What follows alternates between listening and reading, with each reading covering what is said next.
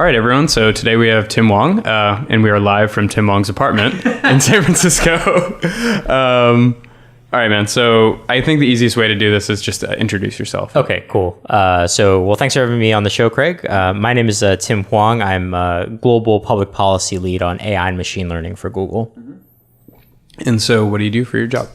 So public policy is a pretty fun job. It's a combination of a couple different things. On one hand, I work a lot with sort of governments and regulators and civil society, trying to figure out actually like what Google's position should be on a whole range of issues. Everything from whether or not machine learning is going to take all the jobs to whether or not we can make sure that these systems are fair and non-discriminatory.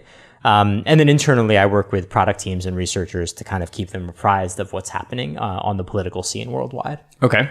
And so what does that mean? Does that mean traveling around and meeting with people? How do you find that out? It's a lot of meeting with people, actually. So we end up kind of talking with people from a whole range of different kind of sectors and a whole range of different backgrounds, particularly because AI is, this kind of emerging technology. A lot of what we're doing is kind of just trying to assess like how different parts of society are thinking about it. Mm-hmm. And so I think with AI and then policy on AI, you've kind of like nested two obscure things that people don't really know what you're talking about. So could you just back up a little bit and explain like what doing policy for Google actually means in the context of AI? Sure, definitely. So, I think the really interesting thing about AI is basically that a lot of the modern techniques in artificial intelligence, if you even asked people like a decade ago, they would have told you like, this is never going to be a thing. It's a complete dead end. Why are you doing this research? And it really has kind of exploded in a completely unexpected way in the last few years. Mm-hmm. And so really a lot of the challenge has been like, okay, everybody's kind of wrapping their heads around what even what the business impact of the technology is going to be. But there's increasingly a lot of people trying to figure out like what the social impact of the technology will be. And I would say policy really sits at that interface between these really cool technological capabilities that are coming about and then like what society in general is going to do about it. And so what would be like a tangible example at Google of like a policy that you guys have worked on to figure out? Sure. So there's a couple of really interesting problems that we've been working on very closely. So one of them is this question about fairness in machine learning systems. And for example, to give you one really concrete challenge we've been thinking a lot about is in order to debias a system, right? Once a machine learning system is behaving in a biased way, one way of trying to deal with it is collecting more diverse data. Okay. But one of the big problems is when you do that, you end up collecting lots and lots of data about minorities, which raises all these really interesting questions around privacy and what have you. And that ends up being a really interesting problem because it's both a technical challenge, right? Which is like, can you collect an adequately diverse data set? But on the other hand, like also this policy question, which is what is society comfortable with you collecting? And like, what are the practices? And that ends up being a really interesting trade-off that you have to navigate if you're interested in these problems. And so what do you actually have to do? Like, are you doing like user interviews with people, or is it just guessing? Yeah, part of it's user interviews. Part of it's actually working with like people who know, right? Like it turns out that issues of privacy, particularly minority privacy, are like not new problems. Right. And so a lot of our work is actually like talking with people who are like experts in that space, right? People who have worked on bias and discrimination questions on the past, and a lot of data scientists and trying to get them to talk to one another. Because I think right now what we're really trying to do is kind of bridge these sort of human values on one hand with like a lot of what's happening on the technological side. And so if I'm a company and I'm like, I can't afford a policy guy like Tim, and I will be dealing with large amounts of data that may or may not discriminate against people, are there any like obvious no-goes that you would tell someone? Well, I think it's to be sure that you're like interrogating the data, right? Like I think that's like one important place to start. Yeah. Now, I think one of the interesting things about machine learning is that there's like lots of potential points of failure. And like I think every single interesting point of failure is being investigated right now. But I mean, one of the most common problems is just that you don't adequately think through your data. And so the machine does what the machine does, right? Which is just trying to optimize against your objective function that you give it. And it'll often maximize in ways that you don't expect. And that is, in fact, part of the problem, right? So, I mean, one of the examples that I always think about is, we have this project that we released. It was called Deep Dream. And one of the problems in computer vision is trying to figure out like what the computer actually thinks it sees when it looks at an image. And so you go through this process, and you basically, the whole process, you show it an image, you ask it like, what do I have to do this image to make it look more like what you think, for example, a sandwich looks like? And you edit the image slightly, and you keep repeating this process until, you know, kind of you show out like what is the ideal thing that the computer thinks it is. And it turns out that when you ask it to see, like, ask it to reveal what like it thinks a barbell looks like, you know, barbells always show up with human arms attached to them. Oh, wow. Right? Yeah. And so, like, that's a really interesting problem, right? Because you've trained barbells on photos that always have someone holding the barbell. And so it ends up learning this completely bad representation. And what do you got to do? I mean, a big part of it is just like the consciousness around like, oh, that can happen. Right. And like, how do you interrogate your data set to make sure it doesn't have those problems? And you guys are doing some interesting stuff around adversarial data, right? Yeah, that's right. So, I mean, I think adversarial examples and generative adversarial networks are like some of the hottest points in the research right now. It's almost become a joke that there's like just like so many what they call GANs out there right now. There's just like everybody has a GAN. So what does that mean? What does it stand for? So a general adversarial network. So it's a very particular way of kind of setting up machine learning. But adversarial examples lead to these really fascinating results where, you know, you can take a picture of a panda, and that's a classic example, and you edit a couple of the pixels, and it like basically like the computer will be like, yep, that's definitely a giraffe, right? And it still looks like a panda to humans, right? Which is the really fascinating thing. And so what data are you seeding into that image to make it think it's giraffe? Well, a lot of it, I think, is basically you're editing particular pixels within the image that we know will set off the machine to behave in certain ways. So, because it turns out basically that like we always assume that a computer will see the same thing that we do, just based on the visuals. But how we process is actually completely different from machines. This researcher, David Weinberger, did this awesome article recently, which is basically trying to argue that like, you know, machine learning, it's generating knowledge, but one of the most interesting things about it is that it's generating knowledge in maybe a way that like is completely different from the way our human brains work. And like that ends up being a really interesting challenge is like, how do you like understand the knowledge that you're getting, and how do you understand like the reasoning behind the knowledge that you're getting from machine learning systems? Well, and maybe that's a sensible segue into like how people are investigating the impact of AI as it relates to like automation and what humans are good at doing and what computers are good at doing. Yeah, right. And so when you travel around, you meet with people, you meet with different countries, like how are people gauging the effects of automation and AI right now and its effects over the next like, you know, decade? Yeah, I think so it's an evolving picture, right? And I think right now, I think everybody is just surprised at all of the things that machines can do that we thought that humans were going to be good at for the foreseeable future, right? So like Go is the canonical example, but there's all sorts of really interesting kind of like reasoning and other things that like machines are engaging in now. And so one thing I always tell people is basically that everybody always wants to think about AI as if it were like this huge meteor just crashing into the earth, where they're like, what do we do when the AI arrives, right? And it just like, it doesn't turns out that it doesn't work like that, right? And in fact, like what we really need to get to is like thinking about like how particular, you know, technical capabilities will map onto the economy. And that's what a lot of the work is happening on right now. Okay. And so, yeah, let's go into some examples. Yeah, sure. So for example, one really interesting question is this adversarial examples, right? Which is basically like everybody always assumes that like, okay, if it can be automated, it definitely will be automated, right? But that's like a fallacy, because in certain cases, like you may really worry about the security of your systems, right? So if someone, for example, can like hold up a photo and cause like a security camera to be like, oh, it's definitely Tim, open the door, right? Like that ends up being a real reason why you would not necessarily want to implement a machine learning system for, you know, access control, for instance.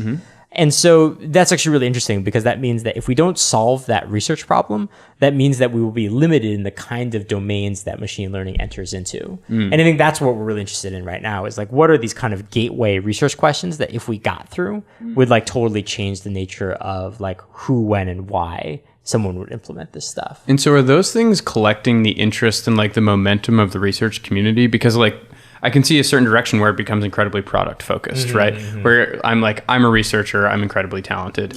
Like figuring out if the security camera is going to work with an adversarial network, like maybe not, might not be of highest interest to me. Right. Is that like blocking people, or is like the general concept enough?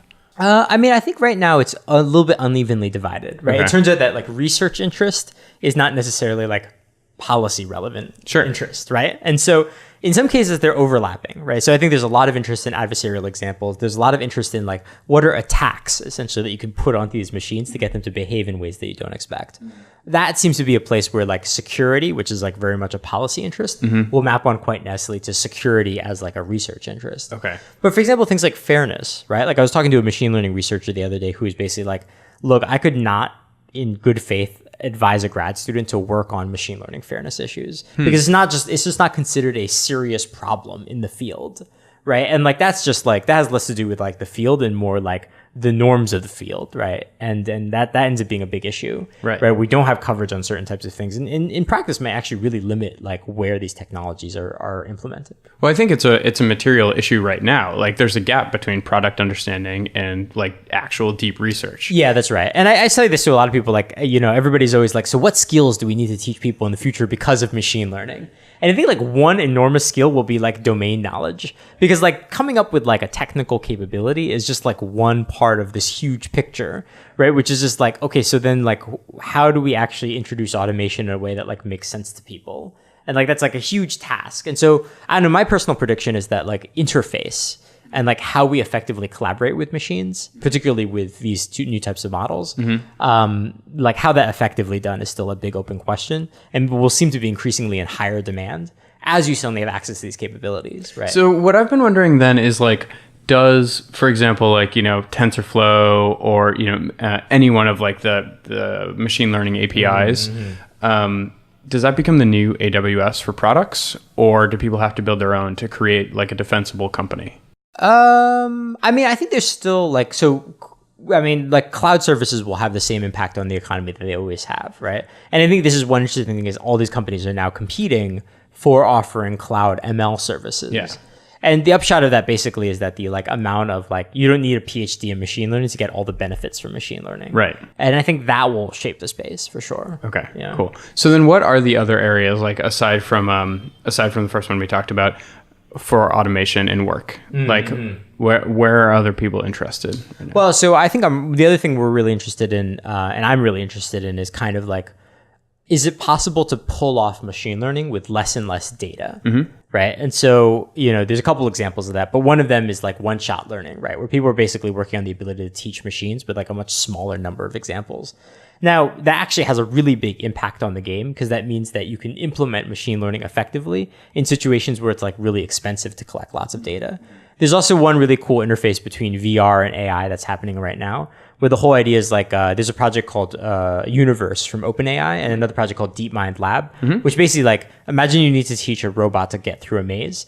Well, you could have it physically run through that maze millions of times, or you could just have a virtual 3D environment that you cause a computer to run through, and it learns how to do that in virtual space. And then basically you put it into in practice in a real robot. And so that's a really another exciting way where you don't necessarily need like an expensive physical setup to collect the data that you need in order to accomplish tasks in the real world. Okay. So then what, like, I guess what I'm curious about then is like, how are these countries like preparing for this, like, you know, again, not a meteor strike, but like perhaps a gradual shift over 20 years, 30 years to a very different world than what we have right now? Yeah, and I think right now you're seeing like a bunch of different ideas out in the space. You know, some, for example, like basic income, right? Universal basic income, which would like fundamentally reshape, you know, like the social contract and how we think about doing, for example, like welfare in a whole number of countries. And like, so you see book proposals like that. I think you see a number of proposals that are more like focusing on education. So like, what are skills that people will need in the space? And that ranges from everything from like, everybody needs to be a programmer, to like, oh, well, we need to really encourage like computational thinking, right? Which is like the ability to work effectively with data. Right. Okay. And so like there's a couple of different options out there. Some of the more interesting ones that I've heard of that are a little bit more obscure, right? Like, so some people have said like, oh, well, maybe we need like automation insurance. Yeah. So in the future, your employer will provide you with like a contract that says, if your job turns out to be replaced by AI at some point in the future, we'll pay out at some kind of rate. Right. So people are like experimenting with lots of options right now. I think what we actually need in the space is like more experimentation. So for even proponents of basic income, a lot of them will tell you like, we actually don't know in practice what this would look like if it were actually rolled out at any level of scale. And so like, I mean, it's cool seeing YCR and a couple other places like experiment with this. And so where, where is the traction happening then with all of these experiments? Like it seems very limited, but is it all like in Northern Europe, or I know there's a basic income study in India at this point. Who seems to be focusing most on this area? Yeah, we're seeing a lot of different countries engage in this. Yeah. I think Northern Europe is kind of leading the way in terms of their willingness to kind of experiment with some of these models. And I think they've got a couple things going for them, right? Like on one hand, I think they have a skilled labor force, right? That like is relatively expensive, right? So I think that they are seeking and excited about AI in large part because it's a prospect to bring, for example, manufacturing back to the country, right? Because it allows them to compete on the same footing as like other countries that have offered like labor for like much lower costs, Right. So like that's one thing that's good for them. I think the other thing that's also encouraging a lot of experiments is that they have a lot more coordination between government, industry, and labor, which is making it more possible to experiment with these sorts of things. So I think in a really interesting case, like it turns out that maybe Northern Europe is actually a little bit ahead in its ability to kind of experiment, understand some of these programs. And then as a like Google or Alphabet, as like this international institution at this point, how are you guys thinking about interacting with different countries as this happens? Yeah, so we're investigating at the moment, right? So the question is, who on the research side should we be working with? Yeah. And what are kind of programs that we could support that will help us give a better handle on this picture, right? Because I think like, look, ultimately, like it's a technology company, right? And so we know that we don't have all the talents necessary to like evaluate like, you know, what is a proper like social welfare program. But on the other hand, we think it's actually really important that we like encourage a better societal understanding of like how to deal with these technologies. And so I think we're very much in the mode of like, how can we support this? Okay. And I think that's partially through potentially resources, but also potentially like expertise as well, right? Like if you want to know anything about machine learning, we got people who can tell you about that. Now we have to marry that up with people who have a good understanding of how this will impact society, either through economics or otherwise. And do you ever feel like the information you're disseminating is like guiding the conversation and guiding the future? Or like people are like playing into the game like it's intentional, or it's just like opened up? I mean, I think it's very open, right? I mean, I think like, you know, I think it's easy, particularly in the Valley, to be like, oh my God, these big companies. But like, we're only one part of a much larger picture about what's happening in the economy. I like totally think that's the case, right? Like, you know, like we talk about AI and automation, but we might also want to talk about like demographic shifts happening in the economy. Like, what's it mean that we have an aging workforce, right?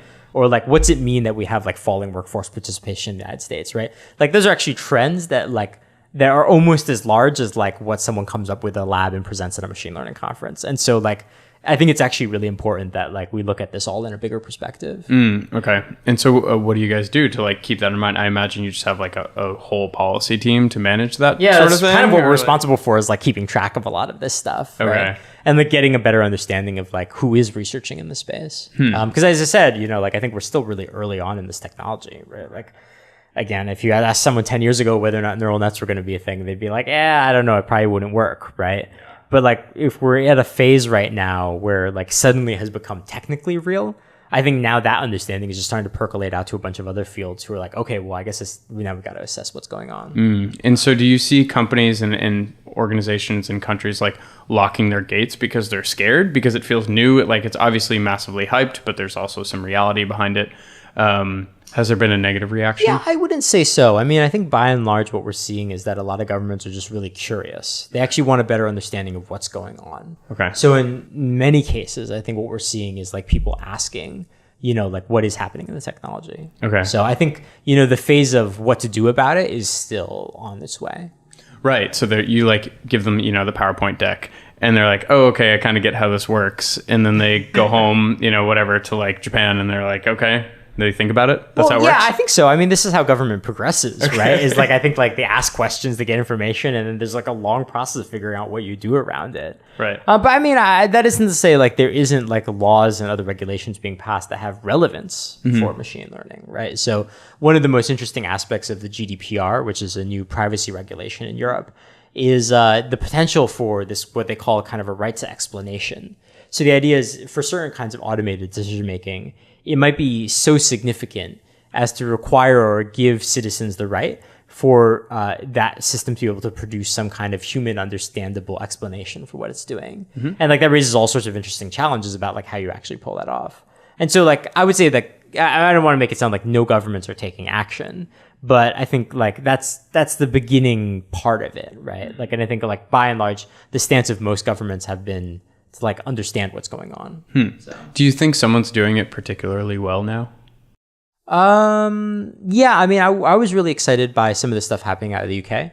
So last year they actually did a report that was on kind of like giving an account of like the risks and opportunities from artificial intelligence. And I think it was like a really good account of that. So, and then last year with the, under the Obama administration, there was a really good report that they did as well on the topic. Okay. And so like, can you go specific on that? Yeah, sure. So, I mean, I think what we at least have it in the US case, right, was basically a report that like really focused in on like, okay, what are the real concrete risks here? Yeah. And part of the idea was to pivot away from discussions that were just like, okay, the main thing we've got to talk about here is whether or not robots are going to destroy us, right? Like, or decide to take over, right? Yeah. Which I agree is like kind of an interesting scenario to consider, but like, you're right. Like, there's a lot of like core near-term problems that need to be dealt with. And I think that was one thing that they did that was very useful. So, well, aside from the stuff we've talked about, what do you find to be particularly exciting, both like here, like at a local Bay Area level, as far as like research, and then at global international research level, moving this stuff forward? Yeah. So I think there's two things that I find really interesting right now. One of them is the intersection of machine learning and art, right? So like largely this is a technology we've been using to solve like pretty pragmatic things, right? Which is like, how do we ensure that we can adequately recognize like cats in photos? But like what's really interesting is a bunch of people are kind of playing around right now with the intersection between like, oh, could I use this for like artistic purposes? So there's a really fun project. Google has this project called AI Experiments, which is a lot of kind of like small things like this, which kind of demonstrate the kind of artistic possibilities of technology. We also have another program called Magenta, which is looking into machine learning and music and like whether or not there's ways of kind of creating better creative collaboration between humans and machines on that front. And have you experimented with it personally? Yeah, some of it's really fun. There's one project which is basically like a melody generator. Like you play some notes on a piano and then the computer will play alongside you. Like harmonize with you? Yeah, exactly. Right. And so you kind of like improvise with the computer, which is super cool. There's another project called Marauder Cam, which you get on your phone. Okay. Which is like you take a couple of photos of things in the room and it produces this like bop-in like electronic dance hit that has like that uses the words of the objects in the room as like a rhyming set of lyrics. Whoa. Super cool. Yeah. And a great example of like how the technology is becoming like really accessible. Because again, if you wanted to like do that like 10 years ago, it would have required like a huge amount of money and like a bunch of PhDs to try to work on this problem. Right. Yeah. I've been fascinated with that, like how it's become distributed just even in the past like year. Like I told you about all the speech to text stuff that I'm working on. Yeah. It's just man, like the fidelity of it is shocking. Yeah, that's just right. in like 1 year. Right. And so it's gotten like way better, which I think is super interesting. I think the other thing is also like trying to figure out like there's these like really unexpected things that emerge too. So the other thing that's I think is really cool right now is there's a paper that came out from DeepMind I think earlier this year that was kind of like if you get two machines to talk to one another, they will eventually and you can set up another computer to basically say like, oh, I can read what you're saying, I can't read what you're saying. You can basically train these two systems to come up with the rudiments of encryption without even necessarily needing to program encryption into the computers, which is also like super cool as well. They learn how to accomplish that task. And it's not like very good encryption, but like the basics are basically learned by these systems so long as you give them good reinforcement on like, okay, that's still cognizable. I can still understand what you're saying versus like a third party being like, oh, I can't do that. Oh, man. Yeah. And so do you have thoughts on like how this will become distributed in such a way that any day like we'll be interacting with it in our everyday lives as just like fun projects? Like will it be existing in the art space? Will like be like training new programming languages for folks to work on when they're younger? Yeah, I mean, I think like there's I was talking to Peter Norvig, who is like one of the researchers we have, is like one of the founding fathers of AI. And he had this really interesting thought, which is basically that like we may be approaching the period where we actually have to entirely rethink how we teach computer science, because like machine learning is such a powerful tool, and also cognitively it works in a way that's like totally counterintuitive, right? So like I do less software than I used to, but like definitely when I was in the trenches doing coding work, it was very much like, okay, like let's get a bunch of smart people in the room, let's come up with a bunch of rules, and then like get those rules into the machine, versus this much different kind of mode of thought, right? Which is basically like, let's present the machine with a bunch of examples and then verify whether or not the machine has learned the proper lesson. And so his idea is like, actually, we may actually really want to think about how we think about CS from like the very first moment you step into a classroom, which I think is like a super compelling idea, because it was always thought of like, oh, machine learning is just going to become this complement to like how you do programming. But I wonder whether or not software in the future will actually look more and more like machine learning focused, right? And like you will actually change your entire approach to programming systems. Oh man, that's fascinating. I mean, it's already kind of gone that way in that like many CS programs are so technical, you actually never build a web app. Like, yeah, that's right. Like you can go through Stanford CS and never build a web app. Yeah, and I think it's a very natural trend that like, you know, we're getting to higher and higher levels of abstraction. Yeah. So like in some ways, machine learning is this like ultimate level of abstraction where it's like, even if you wanted to understand what's happening in like a neural net, like it might be actually like kind of difficult to do so, right? Yeah, I mean, I guess so, but I see it becoming like there's just new ways of thinking about how you ought to be programming, right? Like how you structure the code, because at a certain point, things will just become abstracted and you won't have to do it anymore. Yeah. Like I think about it in the context of like, you know, parse creating an API, right? Like that will exist for many things. Like I could see a Squarespace type thing, but for like a proper web app, right? And you just drag your database in and good to go. You never even think about it. That's right. Yeah. And so, ironically, like programmers might lose their jobs way sooner than they think. And particularly interesting because like we actually like there's this emerging research right now, which is using machine learning to train machine learning systems. Yeah. Where it's like this meta level where like right now there's a lot of handwork that goes into building a model so it learns the right representations. But like if a machine can do that in the future, it gets even more abstracted, where you may not even need to be like a specialist because in some ways the machine kind of like codes itself. So I think one thing that a lot of people are curious about is how you're actually going to build a business around AI. So just for like, we can start broad and then go more narrow. Do you think AI will be like dominated by massive companies like Google, Facebook, or will, you know, there'll be very successful AI products on the small scale? Yeah, so I actually think that there's actually like a ton of room for competition here. Okay. And it'd be interesting to see how all the various companies find their niches in the space.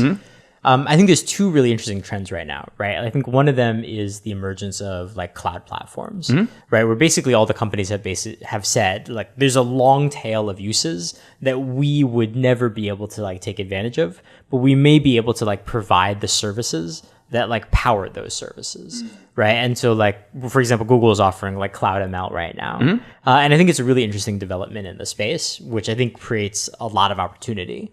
Because it means that there's all these industries that might not necessarily be like AI industries that might be able to like seize the benefit from the technology. So that seems like a pretty huge thing to me. I think a second one, which is really interesting, is like some of the one-shot learning stuff we talked about earlier, right? Which is basically that the amount of data you need in order to pull off certain types of machine learning applications is going down over time. And what that tells me is that there might not be necessarily a first mover advantage in this space, where you may actually have collected a bunch of data, but if it's not the relevant data and also the amount of data you need is going down over time, then the real big challenge is less data and actually more your ability to build like good interfaces and good experiences around the technology. Yeah, I've been wondering about that, like as I play around with it and build like tiny little web apps and stuff, like how much of this is just entirely reliant on the product, as like it's all plug and play. And so to a certain extent, like folks can almost guess which techniques you're implementing, which APIs you're using. And if they're faster with better engineers, and then they have like the magic touch of like the product person, I don't see any reason why they can't just jump ahead. Yeah, right. And I think we're maybe fooled by like the nature of the field right now, where it's like, we got to get like the most researchers to go and compete on this thing. And like that is like a big important part of it because they're producing a lot of like the breakthroughs in the space. But it is, I think, important to consider too that like there's still like this big open question of like how this actually becomes like effectively part of product. Oh, well, absolutely. I mean, we did an interview at Baidu, and it may or may not come out before yours. So we might do like a fourth wall jump. Right. But they explicitly are focusing on things for over 100 million people. Yeah. And you're like, oh, okay, well, I can build plenty of successful startups or businesses for less than 100 million, maybe even 1 million. And so, yeah, I think there are just all these fantastic opportunities for people. And yet folks seem to be focusing on very similar implementations, you know, whether it's like chatbot or like, you know, customer service, which I guess is effectively the same thing.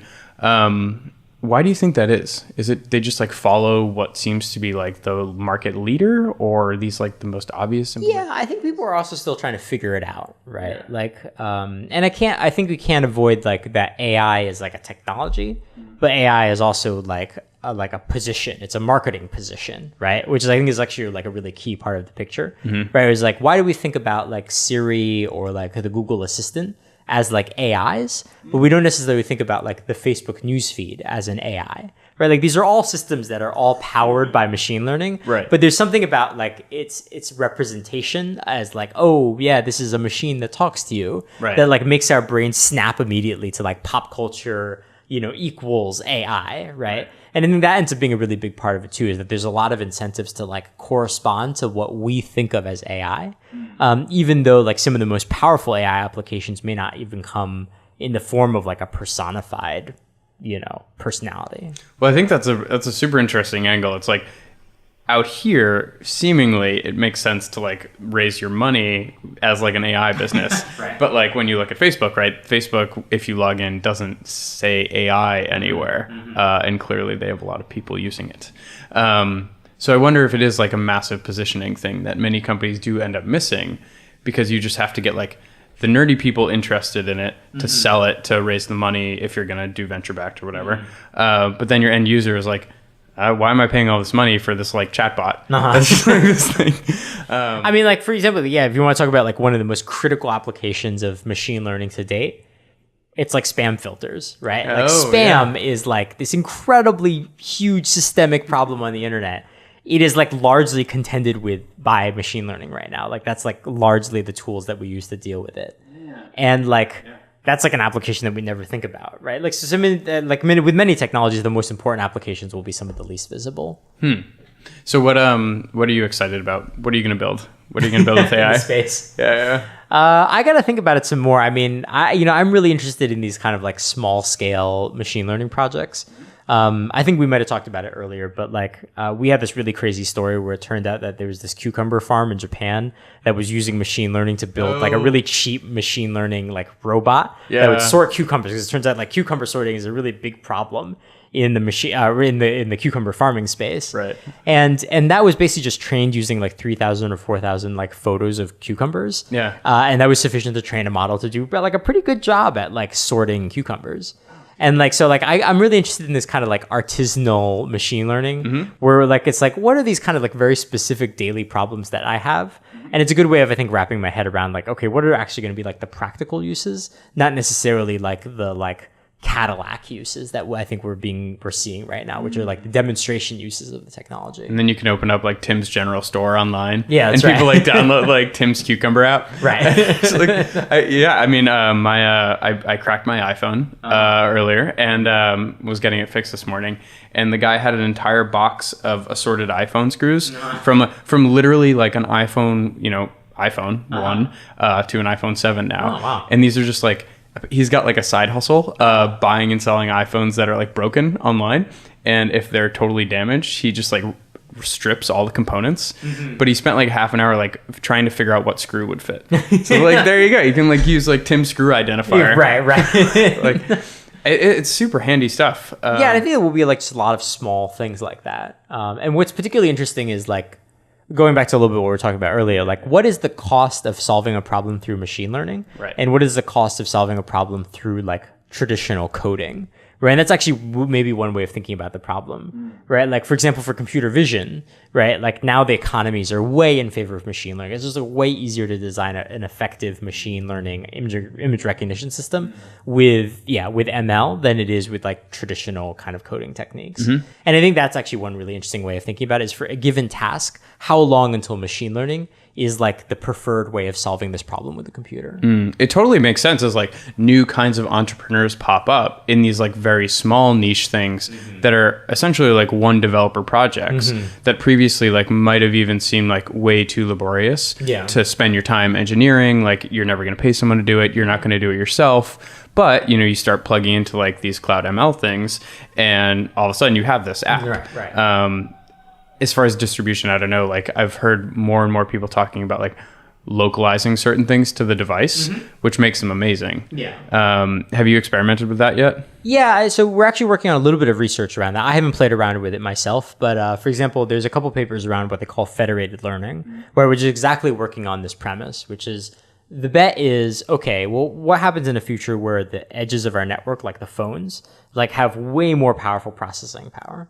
Like, is it possible for us to basically do the majority of the training for these systems, like on device? And with like basically a lot less data kind of like flowing into the cloud. And the idea was basically like the local model would update and then it would share its learnings with all the other devices in the network. And it's like a really interesting way of thinking about how you actually do this, because what you ideally want to have is models that are loaded on the device, Right. and can also train on the device as well, right? Because right now, one of the ironies is that there's a big disparity between like training, which is computationally intensive, data intensive, and then actual execution, right, which can be actually like pretty low computational intensity. It also creates a giant latency problem with everything that's like in big quotes AI right now. Like, you know, for most people, if you give them Siri, they're like, oh, it's constantly broken. But if you could communicate it with it in a way that's like, you didn't understand, let me go again immediately afterward, all of a sudden the experience is entirely different. Right. Yeah, and latency ends up being really key, not just for like conversational interfaces, but you think about like, you know, for example, like how do we deal with like using this in medical, right? Where you may need a response really soon if you're going to use it for like diagnosis or whatever. Totally. Like if this thing turns into a robot surgeon arm and I move it to the Amazon, like I can't rely on my like, you know, hotspot to connect it. That's right. Yeah. And so, yeah, I think, again, we're like talking about implementation, which ends up being like this really big piece of the AI picture, which is still being worked out. Like we know we can get machines to do these remarkable things. The question is like, what do people actually want out of it? So I guess one of the last questions I have for you is, you know, people are interested in AI, machine learning across the board, or at least people paying attention to this are into it. If someone wants to get more into it, and they're thinking about like, how do I position myself? Like, what should I pay attention to? Where should I focus? Because like, you know, now tens of thousands of people are checking it out. What would you say? What would you focus on?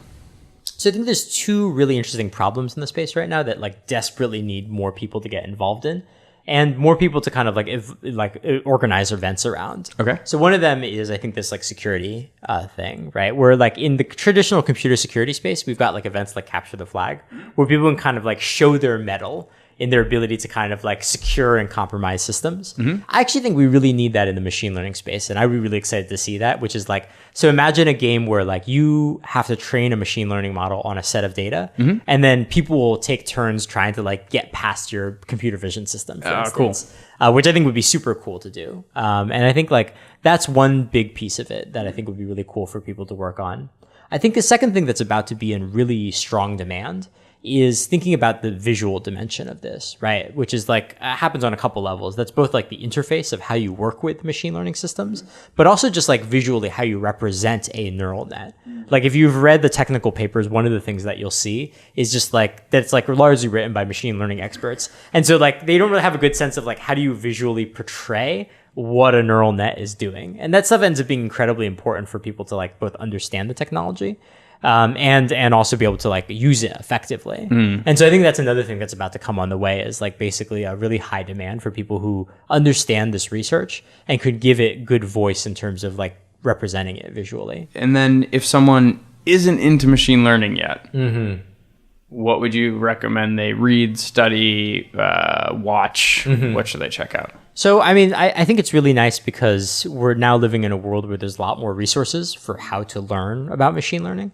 So I'm a huge fan of Ian Goodfellow's textbook on deep learning. It was really funny. I was in Cambridge picking up a physical copy of this textbook because MIT Press is the publishers. And the guy selling me the book was like, this is like the Harry Potter of technical guides, because it had been like flying off shelves so aggressively. So it's really good though. The reputation is very well deserved. Okay. I you know, one of the things I've been thinking a lot about is kind of like the history of all this, right? Like it's important to recognize that like AI has been through this hype cycle before, and there have been long AI winters where this technology has totally oversold itself. And it's like important to understand those dynamics. So two books I'll mention. One of them is John Markoff's Machines of Loving Grace, which is all about kind of like the history of AI, and particularly its competition with the notion of IA, right? Intelligence augmentation, which I think is a really interesting battle that we're having right now, right? In terms of like what this technology is really about and what it should be used for. A second book that's just great, which is also by MIT Press, is Cybernetic Revolutionaries, which talks about basically the Chilean Allende government. So it's basically the socialist government like during the mid-20th century. And they tried to basically set up a project called Project Cybersyn, where they were like, let's automate the entire economy. Whoa. So all factories will have to produce data links that will connect to a single central command center where we will like actively control the economy. And it's a great another example of kind of like, the history of cybernetics, but also it's like implications for like what people tried to do back then that I think useful for like, you know, making sure we understand what the limitations of the technology are today. That's very neat. I haven't read that. I will absolutely check it out.